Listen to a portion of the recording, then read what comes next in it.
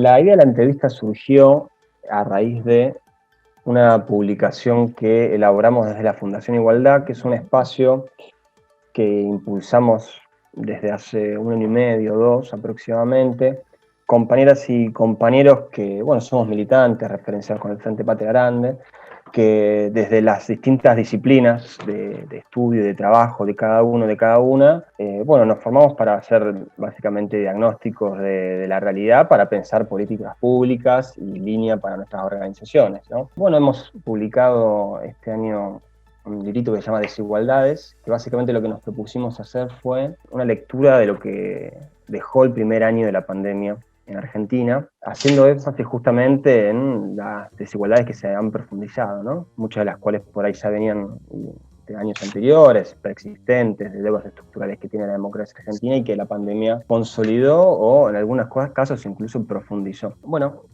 dos capítulos que escribimos que tienen que ver uno específicamente con la cuestión de los barrios populares, la perspectiva de integración sociourbana que fue desarrollada durante este tiempo y cómo se vivió la pandemia de los barrios populares, por un lado, y por otro lado, un capítulo que estuvo en las compañías de los observatorios de género sobre cómo la pandemia radicalizó, profundizó desigualdades en el mercado de trabajo y de los ingresos entre los distintos géneros, porque pensamos poder conversar con vos sobre estos temas y bueno, desde ya, muchas gracias. Para quienes no te conocen, ¿quién es Ferminio? Tengo 46 años, vivo en el barrio La Cava, tengo 4 hijas, un marido, profe de catequesis hace mucho tiempo y militante social de mi barrio en primer lugar, militancia que me fue llevando al asumir distintos compromisos de participación y de lucha y organización social, a que hoy encabeza la Secretaría de Integración Sociourbana de la Nación. Para arrancar, partíamos de una mirada por ahí a la hora de hacer un balance de la pandemia, cómo se fue viviendo, que los principales medios de comunicación construyeron una imagen de lo que era la vida cotidiana en la pandemia, partiendo de un supuesto de que las familias, los hogares, las personas tenían acceso a la red de agua corriente, que tenían cloacas, los servicios básicos, digamos, y que, bueno, eso era una imagen, de algún modo, acotada, ¿no? Entonces queríamos empezar por preguntarte qué fue la pandemia para una familia que vive en un barrio popular. La pandemia creo que fue pasando por distintos estadios, distintas etapas a lo largo de lo que fue primero el año pasado. Primero con mucho miedo, creo muy consciente de que te puede pasar y te puede llevar a la muerte. Y después, bueno, con esos cuidados que sabíamos que tendríamos la obligación de hacerlos porque podías contagiar a otros y a otras. Y eso lo iba viviendo como primero hacer un proceso individual, como fue ese día a la tarde, un domingo a la tarde, si no me equivoco, cuando lo pronuncia el presidente, y todos empezamos, ¿y ahora qué? Hay que ir a comprar las cosas básicas, no se va a poder salir, nos va a detener la policía si andamos en la calle, ¿cómo va a ser? Entonces era todo.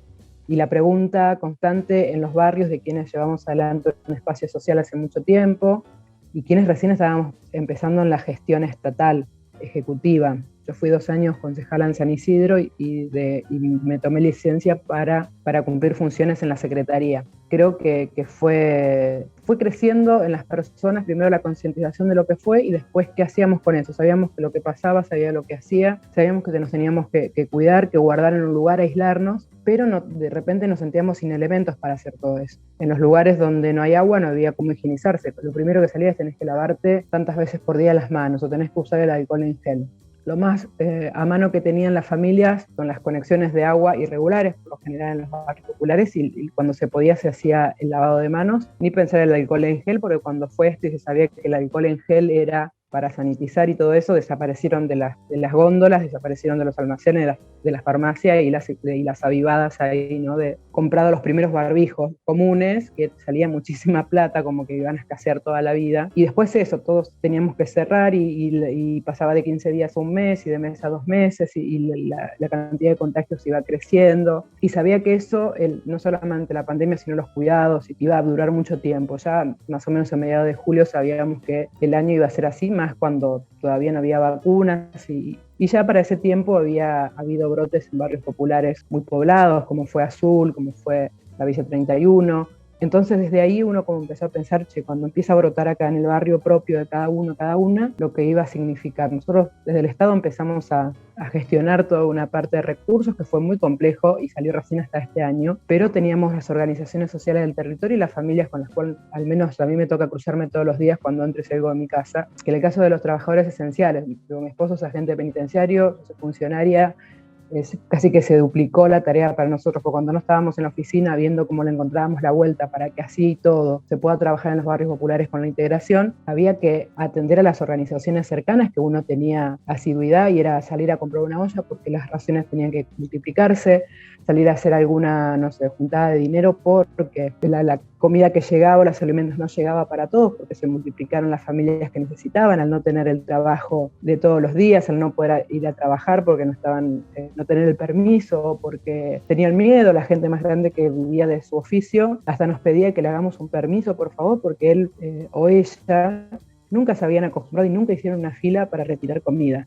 El primero creo que fue consternación, un poquito de concientización, pero esa concientización no iba de la mano con la posibilidad de cuidados y de subsistencia, de tener que salir a trabajar, más allá de todos los miedos, era o mi familia empieza a tener hambre o me contagio. Entonces yo digo, hasta el día de hoy, yo no le deseo a nadie que tenga que estar en esa disyuntiva todos los días, porque la comida podemos zafar algún día de retirar alguna vianda, pero cuando se te acaba la garrafa, la tenés que salir a comprar. Las familias que hay donde hay un bebé o una beba, tienen que salir a comprar los pañales, y hay cosas de todos los días, y ni hablar de los medicamentos, que la mayoría de quienes hoy tienen un ingreso porque son adultos mayores, la mitad de su pensión, de su jubilación va a los medicamentos. Y eso, yo digo, todo cubierto también por esto de no poder visitar a la familia, quienes vivían no podían aislarse, pero así toda la resiliencia, los barrios populares se fue de la nada, empezar a hacer distintas cosas, empezar a sanitizar los pasillos con agua y cloro, empezar a hacer ruedas, empezar a usar los propios teléfonos quien tenían la oportunidad de tener crédito para anotarse en la IFE, y ahora con el tema de vacunarte también, o sea que siempre ante la adversidad de las organizaciones sociales y los barrios organizados terminan teniendo eso, ¿no? La posibilidad de entre lo poquito empezar que alcance para todos, como una familia numerosa. Yo cuando dice, bueno, cuando éramos 3 vivíamos, cuando éramos 4 también. Digo, ¿por qué siempre hay la posibilidad de un plato más? Y el barrio es la posibilidad de hacer siempre un poco más. Y cuando hay una comunidad organizada, un barrio organizado, un movimiento que tiene territorialidad en un barrio, se van haciendo las cosas y se van consiguiendo donde se puede. Siempre con la conciencia de que todos los días tenés que elegir entre salir a la calle y arriesgarte al contagio y decir, bueno, tengo que salir igual porque no es que no llego a fin de mes, no llego al final del día. Ahí mencionabas un poco algunas de las acciones que tuvieron que encarar desde la Secretaría frente a una situación que no estaba premeditada, ¿no? Que se iban a encontrar. Juan Grabois, de la necesidad de que el Estado recupere la capacidad de planificación, ¿no? Es una idea que de alguna manera sobrevuela todo el Plan de Desarrollo Humano Integral. En ese sentido, queríamos preguntarte cómo fue el hecho de llegar a la gestión del Estado y por ahí proyectar algunas líneas de trabajo, ¿no? Había ya una idea de qué hacer, había una orientación que hacer, porque había un acumulado, una militancia previa, no es que cayeron en bola por alguna manera, pero cómo fue desde ese lugar encontrarse con una pandemia en el medio, ¿no? Y después por ahí, más sobre la cotidiana, porque la CISU se ha ido acomodando a esta realidad, cómo convive, ¿no? En el día a día lo que es la idea de planificación con la resolución de las urgencias, de los incendios, ¿no? De los problemas del día a día de la gestión pública. Ahí lo que se te podría decir es que nosotros empezamos nuestra gestión en principios de febrero, ni siquiera fue en diciembre. Nosotros ya veníamos haciendo mucha tarea por fuera de las organizaciones y teniendo algún contacto siempre tironeado, siempre luchado con el gobierno anterior. En el caso de mis compañeros, yo fui secretaria el año pasado recién, y había como un conocimiento de cómo las cosas iban sucediendo dentro del Estado. Una cosa es estar del otro lado y decir la resolución la tengo que tomar yo. Venimos con esta idea, hubo un consenso de que ciertos compañeros y compañeras hoy formamos parte del Ejecutivo, que es lo que se va haciendo en la Argentina, y entonces desde ahí nosotros ahora tenemos que entrar al Ministerio de Desarrollo Territorial y Hábitat y empezar a ver cómo implantamos y cómo hacemos crecer la Secretaría, primero en un ministerio nuevo porque antes la Secretaría estaba en Desarrollo Social y después pasaba a Territorio, a Hábitat y Territorio. Entonces creo que desde ahí era todo nuevo para nosotros porque no teníamos estructura, porque en el traspaso la mitad de la estructura había quedado en el Ministerio de Desarrollo, con una ministra que también nunca había sido ministra, María Eugenia Bielsa no había sido ministra antes, y le dan esa posibilidad de conducir este ministerio, así que era terrenos totalmente desconocidos, creo que para ella, y con la política que veníamos a plantear nosotros de las organizaciones sociales, y siendo secretaria, subsecretaria y el equipo escaso que teníamos. Nosotros veníamos con una planificación, teníamos que poner en funcionamiento el fideicomiso, teníamos que empezar a plantear los anteproyectos y proyectos para los barrios, con una manera de trabajar, haciendo valer la ley 27453, poniendo el RENAVAP como norte en cuanto a la cantidad de barrios, y tenemos que llegar a estos 4.416, haciendo valer el certificado de vivienda, teniendo esta articulación y funcionamiento dinámico y súper virtuoso con las organizaciones sociales a la hora de hacer los proyectos de obras tempranas. Ya veníamos con toda esa planificación y había que estructurarla. Pasaron 3 meses, estábamos en plena estructuración y viendo cómo íbamos a conseguir quién esté en el financiamiento en cuanto al fideicomiso, y nos cae la pandemia. Creo que ahí esto mismo que yo te contaba de los barrios le sucedió también al Estado. Yo recuerdo en alguna reunión que tuvimos en la oficina de la entonces ministra, era no podemos hacer nada, no podemos tener contacto, no podemos, los trabajadores y trabajadoras no pueden venir al edificio, no pueden ir al territorio, no pueden hacer una vereda, los trabajadores tienen que ser de una manera o tienen que ponerse de esta manera, y nosotros teníamos todo esto que nos decían como estructuración del Estado y todo lo que estaba pasando con la pandemia, y con urgencia de los barrios, que decía esto explota en los barrios y va a ser un desastre. Por un lado fue el debate de visibilizar la situación que vive casi un cuarto, un poco más, te diría un 40% de la Argentina. Están en el siglo XXI y no tener el acceso a los servicios básicos. Y después viendo cómo en medio de la pandemia, en medio de alguien que desconocía totalmente el trabajo de las organizaciones, cómo implantar esta forma de querer integrar los barrios populares. Creo que nunca nos llegamos a entender, por eso nuestro traspaso en octubre a desarrollo social de nuevo. Nosotros hicimos todos los intentos, tratamos de convencer, de enamorar, de persuadir. No tuvimos la posibilidad de hacerlo en ese ministerio y teníamos que empezar a ejecutar con la pandemia. Entonces eso fue nuestra gran lucha dentro del Estado al principio, ¿no? A pesar de buscar todos los cuidados posibles para que se empiecen a integrar los barrios con estas obras. Empezamos en muy pocas porque también teníamos un recurso acotado por no tener el fideicomiso en funcionamiento, recién lo tuvimos este año. Hay veces que estamos súper adelantados ya pensando en esto, no puedo creer lo que está pasando, y tratar de meterlo en la vida de una mujer común de un barrio popular, a decir hoy tengo que llevar adelante esto, y también es esta parte tediosa, porque si a veces querés avanzar y tenés la persona que no entiende que la ley 27453 es nuestro límite para poder trabajar y podemos hacer de todo para integrar ese barrio. Los gobiernos municipales, provinciales, el nacional obviamente, tienen que acompañar para que esa transformación sea efectiva. Entonces, pero bueno, es una tarea de todos los días. A veces pensamos que estamos acá, que estamos discutiendo, no sé, el 15% del aporte extraordinario que va al piso, que ahora tenemos que hacer eso, que los lotes con servicio, y de repente me veo en alguna reunión teniendo que explicar lo que es un relevamiento y qué es el RENAVAP.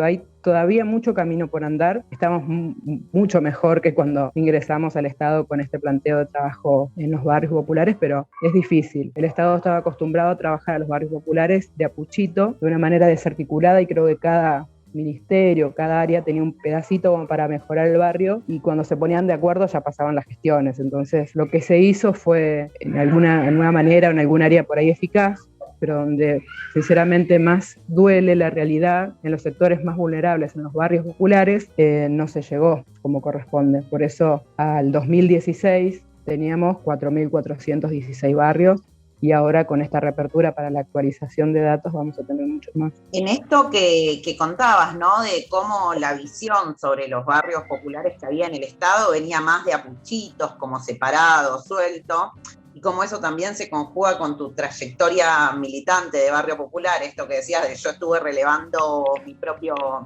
barrio, ¿no? Ya desde la gestión, desde la Secretaría de Integración Sociourbana, ¿qué estrategias, qué medidas pudieron llevar adelante para atender las realidades de los barrios populares en el marco, entendiendo también esto, ¿no?, de la emergencia sanitaria? ¿Qué cosas concretas pudieron hacerse para los barrios populares en general y para las mujeres lesbianas, travestis, trans y no binarias en particular, entendiendo también cómo su vida está mucho más vinculada al barrio, a lo comunitario, a la presencia, al estar ahí, Y bueno, eso, ¿qué cosas se habían podido llevar adelante desde el Estado? El Estado lo primero fueron los primeros proyectos que se hicieron con las organizaciones, que fueron obras tempranas, que son obras de menor magnitud, que no necesitan demasiada planificación o proyecto muy complejo, que por eso son veredas, un par de tendido de caños de agua potable, luminarias y el tanque de agua. Y eso ya generaba un montón en un barrio. Que una organización o unos compañeros vayan y digan, hay cierto dinero para empezar a hacer las veredas del barrio, ya miraba de otra manera, ya decir, bueno, ahora voy a tener una vereda y voy a poder salir los días que llueve. Ya encima con la pandemia, que ni siquiera puedes salir a hacer la tarea de todos los días. Además, si llueve no puedes salir porque tenés un bebé que lo tenés a UPA y con la otra mano te agarrás del tejido o del cerco de la otra familia. ¿Con qué traes la bolsa del pan? Así me decían las familias, ¿no? Y cómo una vereda cambiaba la realidad. Imagínate los servicios básicos, la cloaca, el agua, como son tantas las necesidades que lo mínimo que empezás a hacer directamente en un barrio, rápido, sin hacer demasiada planificación, porque esas obras nosotros tenemos como dos instancias de obras. Primero las obras tempranas, que es para generar confianza en los vecinos y las vecinas que vienen ya cansados de tantas promesas. Entonces, la obra temprana viene a decir, bueno, mira, sabemos que falta vereda, luminaria, pavimento, agua potable, la cloaca. Bueno, vamos a empezar por estos dos.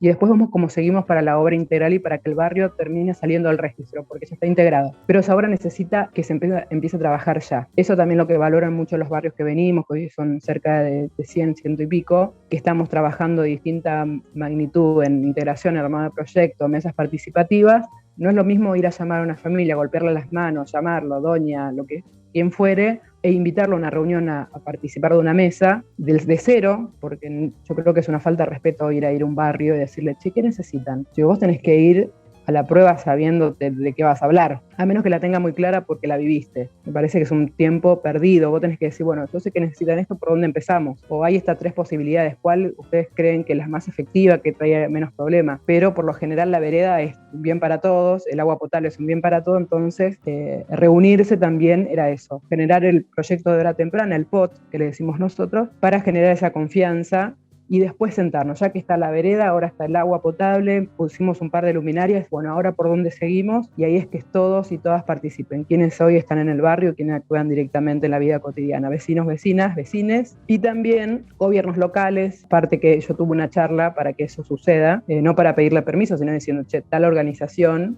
va a trabajar en el barrio tal, en tu municipio, ahora necesito que vos como intendente o como intendenta propongas tus proyectos para los barrios que faltan. Por lo general, salvo alguna excepción que tienen un solo barrio popular, la mayoría tiene varios barrios. Entonces, desde ahí entonces ahí en esa mesa se empieza a participar. Quienes tienen una vida activa en alguna organización, siempre que se respeten también los cupos. Eso no hace falta. A veces quienes llevan adelante la vida organizativa de un barrio, por lo general son mujeres, y después quienes hacen el trabajo medio que se dividen. Hoy está muy cambiado por lo que vengo viendo en los barrios populares. Hoy hay cuadrillas de mujeres electricistas, están las que pintan y son mucho más meticulosas que los hombres, entonces tienen una manera. Los cupos que dicen, che, ¿te parece que la pongan en construcción? Ponela. Y dice, ¿vos crees que voy a poder hacer esto? Sí, porque vas a hacer esto, vas a contar cuánto, no sé, si no te animás a revocar todavía porque no te ves, no sé, andá contando cuánta material queda y lleva a la administración de eso. Bueno, hoy hay una diversidad en las organizaciones que son ejemplo de otras áreas, como el Estado muchas veces, que cuando llamás a alguna reunión son todos varones y cuesta mucho más. Yo creo que todavía estamos en plena gestación de esos cupos. Los compañeros nos vienen llevando años de ventaja. En algunas organizaciones cuesta más, como que están implantados con raíces, pero en otras venimos viendo como un avance necesario. Y hoy es muy común que las decisiones, cual fuera el área, sea construcción, sea sociocomunitario, sea género, haya varones y mujeres equitativamente y escuchando cómo se viene trabajando en eso. Yo creo que eso lo fuimos logrando también, pero creo que como somos en gran parte organizaciones sociales quienes estamos en la secretaría y en esta forma de hacer la política en los barrios populares, creo que eso se va dando más naturalmente porque vos llevas al barrio quien está delante, del sociocomunitario, del espacio cultural, de la unidad básica, te diría, hoy son mujeres. Entonces es imposible pensar el territorio sin tener esa mirada. Obviamente tenemos una urgencia mucho más que nos apura mucho más, que es la integración de los barrios. Nosotros dejamos ahí ideas de género que se van encargando de que eso funcione y va paralelo, pero sí tenemos por ahí articulación y cuando uno pueda hablar de los barrios populares, que se tengan en cuenta no solamente los cupos para nosotros trabajadores del Estado, trabajadoras del Estado, sino también para las distintas cooperativas. Bueno, uno va tratando de tener eso y cuando no hay en alguna reunión, digo, ¿qué pasa? Acá desaparecieron a las mujeres. Y sucede, por ahí hay provincias como más patriarcales. Lo que fue el año pasado entre la pandemia y la no coordinación y el no poder aceptar en ese momento la política de los barrios populares, perdimos un tiempo valioso. Podemos decir que la pandemia, podemos decir, bueno, como toda política nueva cuesta que se la hagan carne, pero uno cree que a veces con la sensibilidad del que sufre tiene que salir todo muy fácil y a veces no es así.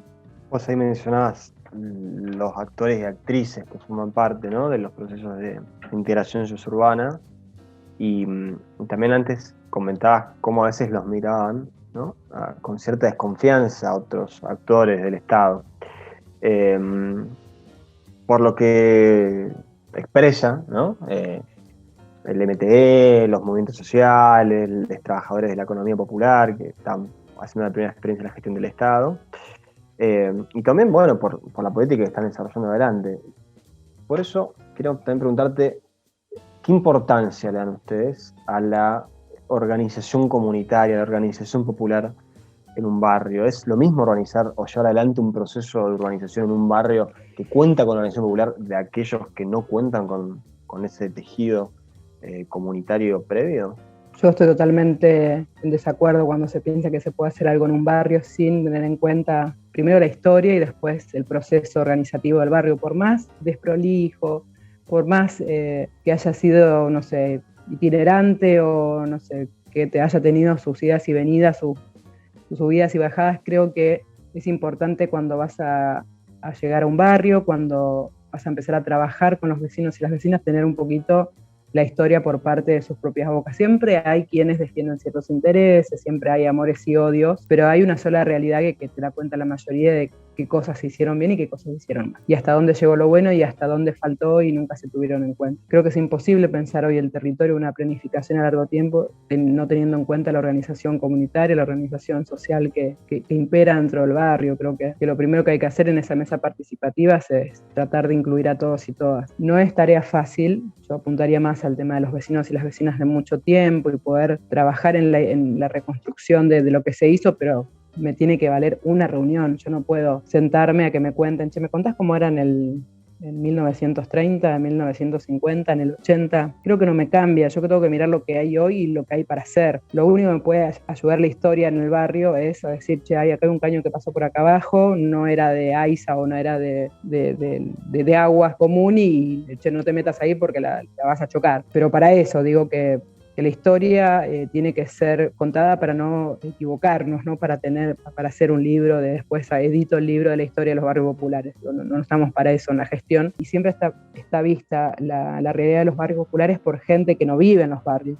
Creo que recién en este último tiempo hubo como una voz que se levantó de los barrios populares y pudimos empezar a contar en carne propia lo que significa. Siempre buscando que fue desde la buena voluntad, pero también siempre las intervenciones en los barrios populares fueron pensadas por académicos y académicas. Entonces te perdés una parte muy rica de la historia para transformar eso. Creo que mucho se debe a eso. Quizás la no integración de esos dos mundos, ¿no? De que lo sabe porque los libros, porque estudió, porque tuvo la oportunidad de hacerlo, y quien padeció esa realidad y empezar a trabajar en conjunto. Parece que ahí es como que hay una parte, no creo que sea el todo, porque hoy necesitamos de quienes se pongan al servicio de pensar la integralidad de los barrios con esa mirada popular, porque cuando llegas a un barrio y ves que lo que te enseñaron en la universidad lo tenés que tirar por una ventana y reconstruir toda la necesidad propia de los barrios, o a pensar quizás una vida o pensar en decir, esto lo tengo que hacer ahora porque la familia no tiene agua, la familia necesita no tener humedad en el techo o en las paredes, pero también pensar que digo, bueno, acá hay que luchar porque las familias puedan vivir mejor y no están hacinados y hacinadas. Digo, me parece que también hay una mirada mucho más amplia, hay que pensarla porque ya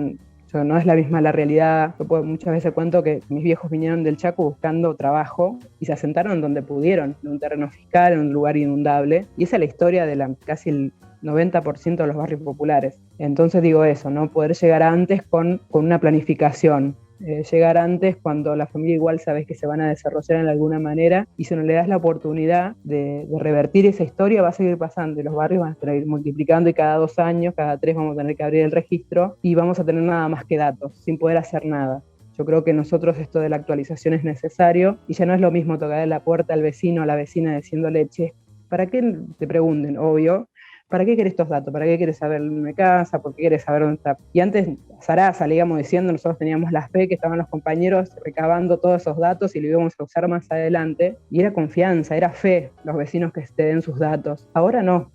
Ahora vamos a ir a actualizar esos datos diciendo que estamos trabajando y ya llevamos 100 barrios con trabajos de integración y apuntamos a la mitad de año tener 200 y a fin de año tener 400 y así ir todos los años integrando los barrios populares, llevándole dignidad para ser felices y con sus familias, ¿no? Digo, me parece que hay otra premisa hoy que impera cuando uno llega a la puerta de la casa de un vecino o una vecina y les pide, mira, necesito relevar para que esos datos queden en un registro y nosotros seguir trabajando para transformar la vida de los barrios populares.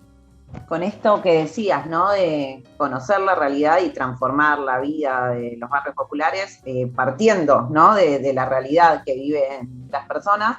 En el libro de la Fundación, en general, como que abordamos cómo la pandemia vino a profundizar desigualdades, ¿no? Y cómo, la emergencia sanitaria y su impacto socioeconómico. Las mujeres con más sobrecarga de trabajo, producto de el cuidado, una caída de ingresos más fuerte para los sectores de la economía popular, y a la vez puso de relevancia la organización comunitaria, ¿no? Esto que venías contando antes de los espacios comunitarios, las ollas, etcétera. ¿Qué demanda de políticas públicas que contemplen las necesidades de los sectores populares pueden construirse también en torno a esta realidad? Yo creo que todo el trabajo en cooperativas es una fábrica de hacer trabajo y de pensar la realidad económica de otra manera. Yo ya tuve tantas notas hoy que no sé dónde lo dije, pero cualquier cosa lo repito. Yo creo que esto de construirnos el propio trabajo en la economía popular tiene que ver con un cambio de paradigma. Antes era el poder trabajar, un empleo fijo,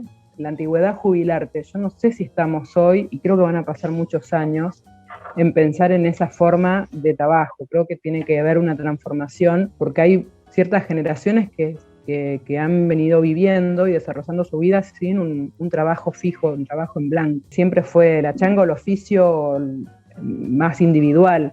Yo creo que lo que genera la cooperativa es, teniendo todo ese esfuerzo, hacerlo colectivo y poder nuclearse en una cooperativa. Y después está todo lo que tiene que ver con el tema de cuidados y todo lo que antes no era trabajo y hoy está reconocido como derecho, como es el trabajo en las casas de familia. Hoy hay un cambio de mirada, que las personas que tenemos más de 45, quizás todavía añoramos. Yo fui empleada en casa de familia de los 13 años hasta los 21, hasta que pude hacer un secundario de adultos. Creo que ahí también hay toda una mirada que uno también fue transformando con todos los gobiernos que han pasado y los que nos han dejado de enseñanza y de resiliencia. Es decir, bueno, tenemos que ir acomodándonos, y creo que en los barrios, no te digo que es más fácil, pero ya lo tomamos como más natural. Lo que pasa hoy en las familias quizás es, nos estamos acostumbrando, nos dicen a nosotros y a nosotras, a vivir el día a día. Entonces ingreso que hoy tratamos de mejorar la casa. Es como pasaba cuando yo tenía mi casita de madera con mis viejos, que compres, no sé, 100 ladrillos, era, che, le está yendo bien. Como era, la pobreza era más hasta comunitaria en los barrios populares. Creo que a medida que fue pasando el tiempo, las casillas se fueron transformando en casas de material y teniendo algunas cosas, pero siempre individual, nunca fue algo colectivo. Creo que esto también de pasar por tantas crisis hace que también pensemos que esa mirada tiene que ser colectiva en la construcción de nuevos barrios, en integración, en empezar en una educación que hoy casi es compartida. Hoy es normal verse que por ahí la mamá que puede junta a 3 amiguitos, por lo general ya tuvieron COVID, te dicen. Yo la otra vez en un cumpleaños era, voy a invitar a solamente los que tuvieron COVID. Es distinto, antes como le huían al tema y era, bueno, por lo menos me voy a asegurar que acá no se van a contagiar. Bueno, un pensamiento medio infantil, pero te podés volver a contagiar, pero mamás por ahí que asuman ese papel de la maestra, los tiene a 3 sentados en una mesa con distancia, hacer la tarea. Por ahí pasa más en la familia, pero creo también con esta nueva forma de pensar la vida que nos ha dado la pandemia, creo que hay cosas que se van a ir transformando. Y esto que decías que profundizó la desigualdad, creo que, no sé si la profundizó, yo voy más en que la mostró, puso luz donde antes siempre hubo desigualdad. Mi barrio, sin ir más lejos, disculpen que siempre sea autorreferencial, pero es lo que tengo a mano para explicar y recorro los barrios y son realidades muy similares. Esto que de un lado haya parque, piletas de agua climatizada y caserones en tanta dimensión de tierra, y en el mismo dimensión de tierra del otro lado no haya servicios básicos y haya 300 familias en el mismo terreno, digo, esto es la historia de todos los barrios y quienes tienen muchísimo y quienes no tienen casi nada. Digo, acá lo que hizo la pandemia es poner luz sobre esa realidad que viene pasando hace mucho tiempo. Por algo los barrios populares se fueron multiplicando de a miles y creo que nunca ha habido una baja de barrios populares por estado presente que transforme esa realidad, todo lo contrario. Hay una frase del Diego que nos gusta mucho que dice, yo crecí en un barrio privado de luz, de agua, de servicios, ¿no? Y vos ahí traes la desigualdad medio histórica, ¿no? Del distrito más rico de la provincia de Buenos Aires, como es San Isidro. Te queríamos preguntar, por ahí saliendo un poquito de lo que es el área tuya en la gestión, si puede haber, no sé si una integración suburbana completa, pero por lo menos una igualdad, teniendo, en el mejor de los casos, barrios populares que estén en procesos de integración con barrios cerrados que en los últimos 40 años han ido proliferándose y creciendo en buena parte de la provincia de Buenos Aires, ¿no? En buena parte del país en general, ¿no? Pero sobre todo en el periurbano de Buenos Aires, de las grandes ciudades, con las consecuencias no solo de por ahí desigualdades sociales que hay detrás de ellos, sino también con las consecuencias ambientales que eso trae, ¿no? ¿Qué mirada tenés sobre eso? Si puede haber una igualdad en el acceso al suelo con estas realidades y qué debería hacer el Estado, ¿no? Porque, bueno, no deja de haber miles de personas que siguen viviendo en esos barrios, en megaciudades como Nordelta, ¿no? Entonces, ¿qué se puede hacer en este caso, frente a esta situación? Mira, hay una cosa que vi que visité 3 barrios de distintas zonas de la Argentina. Una es en Santa Fe, uno es acá en el conurbano y otra bien en el sur. A la gente que siempre se ha acostumbrado a vivir con lo justo o muy poco, no tenemos ese desprecio al que más tiene. Tenemos desprecio a la oportunidad que no se nos da de tener a nosotros. Porque es muy fácil decir, ustedes no tienen los servicios básicos porque no pagan. Se quedan en esa y yo digo, muy pocos le retrucan, digamos, nosotros, decirle, no, yo no tengo los servicios básicos porque nadie me da la conexión y yo poder pagarlo. Yo estoy pagando un botellón y ayer en Berazategui están igual, o sea que están en precios similares. San Isidro tiene más o menos los precios de Berazategui en los barrios populares. Cada botellón de agua 200 pesos. O sea, por mes, si gastas entre 4 y 5, son 1.000 y pico de pesos. Y si vos tenés el agua potable que te surte en toda la casa, y no solamente para tomar, sino para bañarte, asearte, lavar la ropa, los pisos, bañar el perro, nos están cobrando más que eso, 1.200 pesos. Lo que falta ahí es dinero para invertir en obras. Y eso es lo que nosotros estuvimos viendo todo este tiempo, ¿no? El poder tenerlo y poder pagar un precio justo al lugar donde vivo. Porque tampoco, si nunca tuve nada, me pones un caño con agua, no me vas a cobrar igual que en el barrio cerrado, digo. Eso ayer nos pasó en Berazategui. Nadie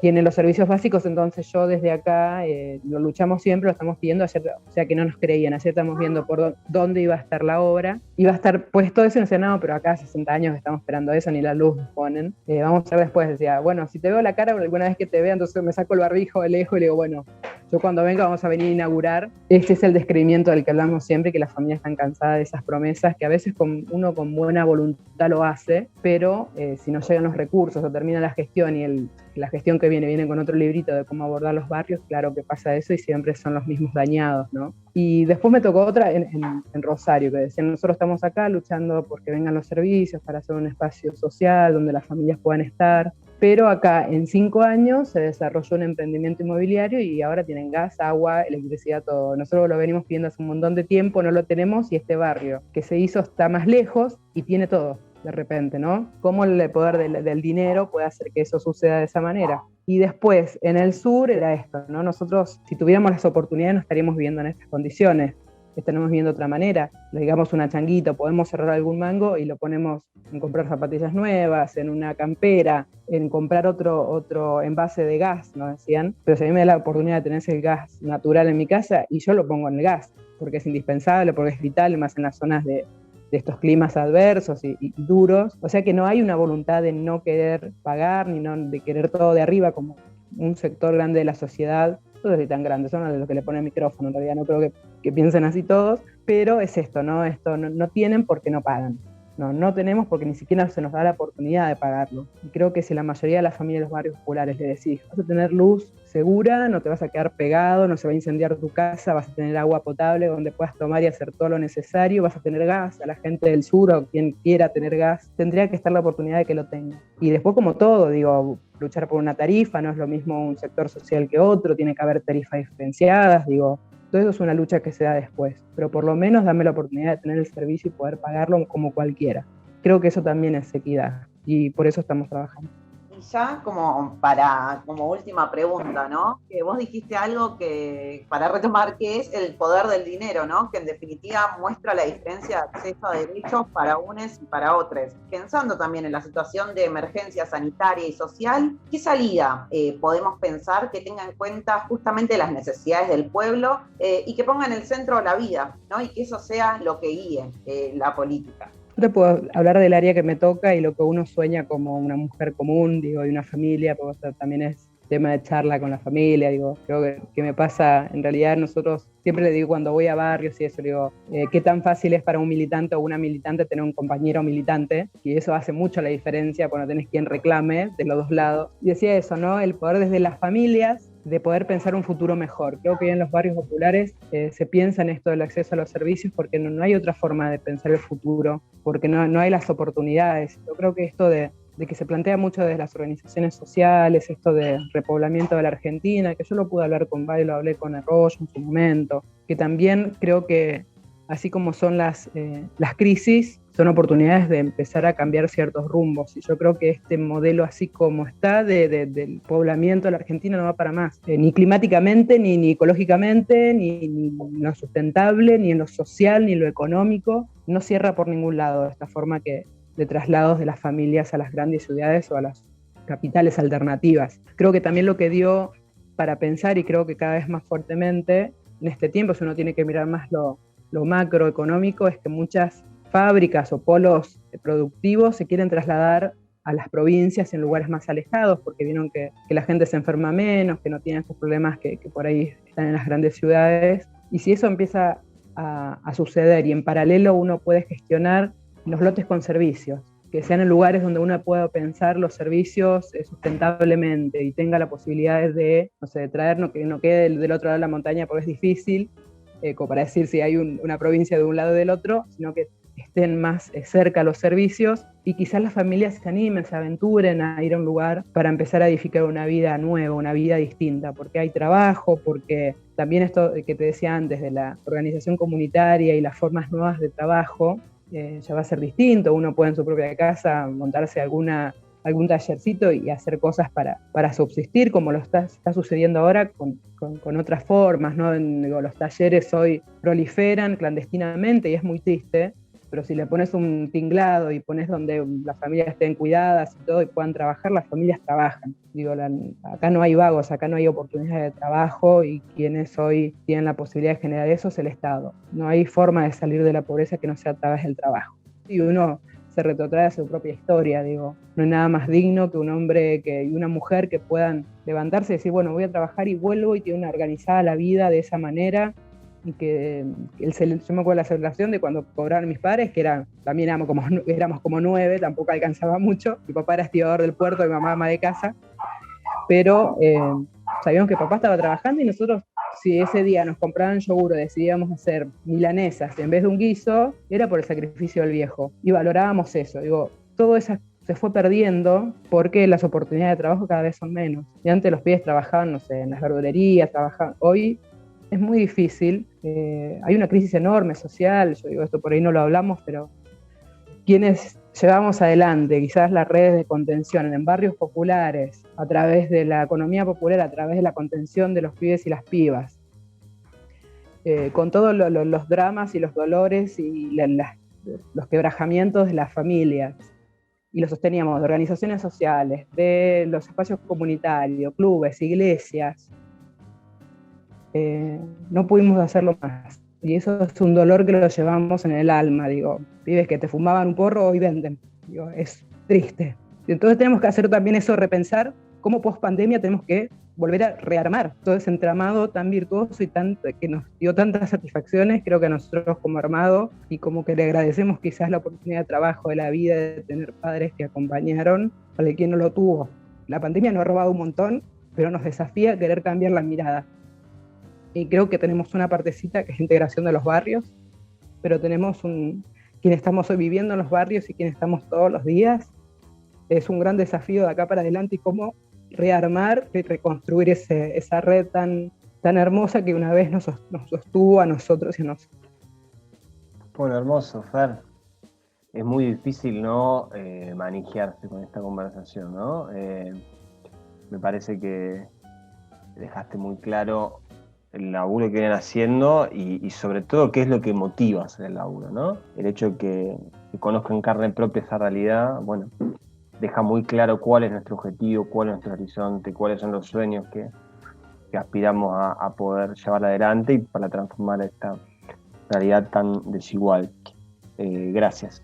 Muchísimas gracias, me encantó la conversación. Y te vamos a mandar el librito, te lo vamos a hacer llegar, ya ahora está llegando, creo que ayer ya llegó, así que vamos a estar repartiendo las pocas copias que hicimos y una va a ser para vos. Y cuando lo tengamos ya editado y todo eso, también te lo pasamos para que lo veas, lo compartas, lo que desees. Un placer enorme. A ustedes, chicos, un abrazo. Nos vemos.